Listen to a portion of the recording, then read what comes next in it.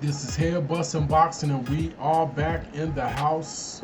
And in this video, we got to talk about the Nathan Gorman, Daniel Dubois fight. And first thing I got to say, shout out to my UK fight fans. Shout out to my UK brethren. Shout out to Gypsy Boxer.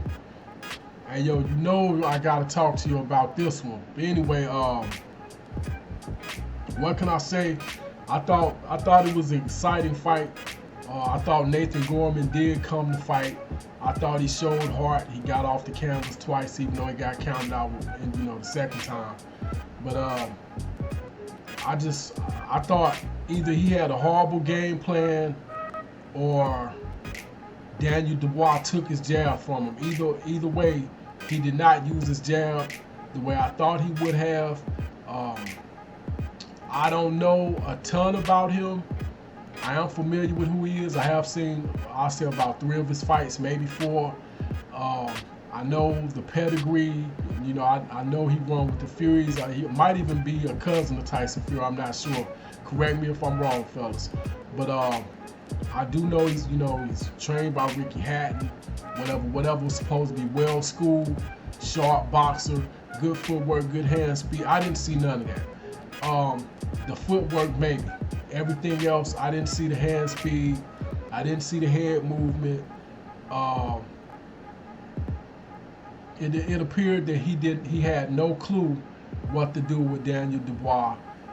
The first thing I noticed out the gate was he was trying to counter with the left hook, especially when Dubois was jabbing. He was like kind of almost stepping over, trying to throw a check left hook or a counter left hook, however you want to describe it.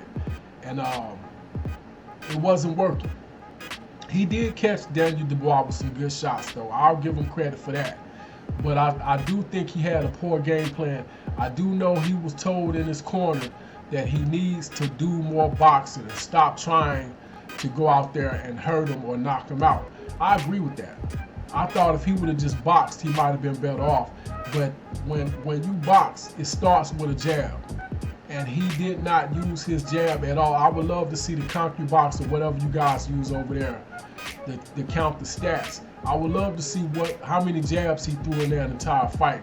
I'm almost willing to bet Daniel Dubois in the first round, or at the most, the first 2 rounds probably threw more jabs than Nathan Gorman did that entire fight. He did not use his jab at all. I didn't see the head movement. I know the fight was a little bit on the controversial side. To me, it was a clear victory. It was no controversy to me, but I do realize that some people believe that Daniel Dubois hit him with a legal blow when he hit him on top of the head, supposedly. It looked like a temple shot to me. I looked at it at different angles. As a matter of fact, you'll see it go across the screen.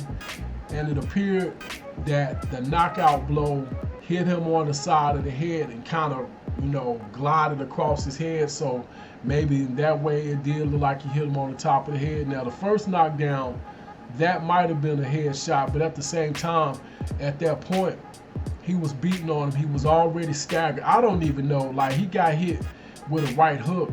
I believe it was a right hook. And it's like he was about to fall. Then somehow, like he had a string on his back, and somebody snatched him up like a puppet or something. Then he got hit again. Then he stumbled down. Then, of course, he got hit with a blow that appeared to be on the top of the head. But to me, the knockout blow was clean. So I don't know what to say. As far as the get up, whether he got up by 10 or not, it was close. It was close. Situation like that, that's up to the discretion of the referee.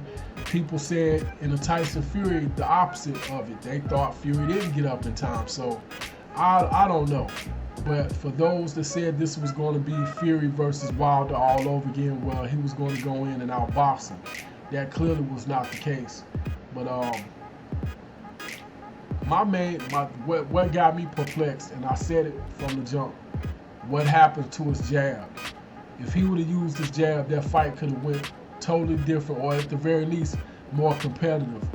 Basically, when he decided not to use jab, basically turned himself into a punching bag, and that's what he looked like, a punching bag. Hopefully he'll bounce back from this, and I wish him good luck. I think the sky's the limit for Dynamite. I do think it's things he needs to work on, but I did not expect him to win the battle of the jabs. But that's pretty much all I got. Hit me up in the comment section. Let me know, do you think the fight had a controversial ending to it with the 10 count? Me personally, I think the referee showed him mercy. I did not want to see him get stretched out. I mean, I love seeing a good knockout, but that's a young kid. What is he, 21, 22? That's a young kid.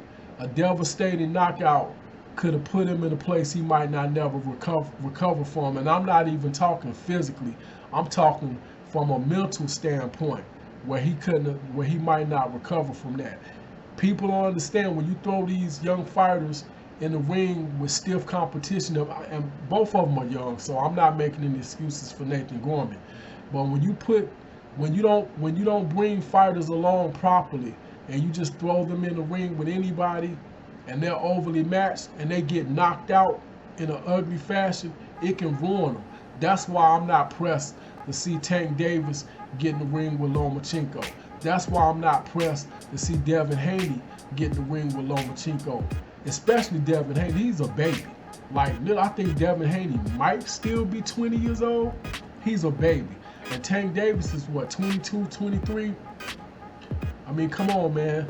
I would love to see the fight, but at the same time, I understand when some of these guys, handlers, are bringing them along slowly because it's a mental aspect of boxing as well as the physical.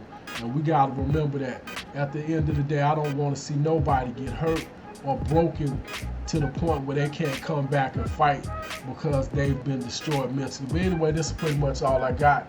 Head Busting Boxing Fight Doctor. Hit me up in the comment section. You will find me there frequently. Oh, by the way, we just reached a milestone. The channel has been fully operational for about 2 months. We're just getting over 100 subscribers. Matter of fact, we at 104. So congratulations to Head Busting Boxing for that. Hopefully we can keep building on that and get this thing over 1,000 so we can really get it popping. But like I said, hit me up in the comment section and let me know what you thought about the fight. Hit that like button, hit that share button, definitely hit that subscribe button and that notification bell.